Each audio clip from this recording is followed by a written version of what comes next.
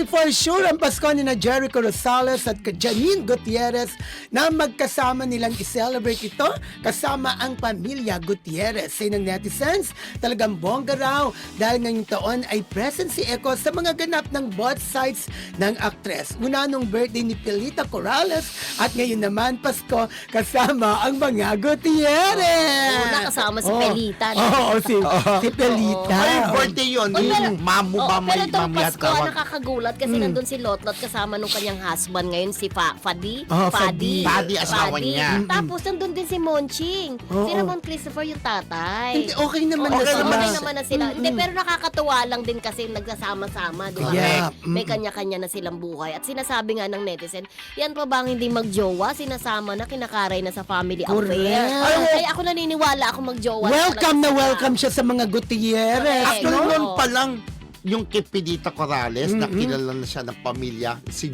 Jericho, just me yung taga magjowa, na kaya lang kulang na lang talaga sa kanila yung Umamin, di no? ba? Ayaw pa Pero nilang isipin mo, umamin special occasion, Christmas, magkasama sila, hindi lang sila basta friends na sinasabi, di ba? Naman! Yes, Oo. magjowa na yan, Janine at saka Jericho Rosales. At natuto ako kay Eko at inspired na talaga siya ngayon. Nakita naman natin during nung press ko, nung Lavender Fields, masayang-masaya siya kapag ka nababanggit si Janine Gutierrez. In di ba? Labay, no? Yes!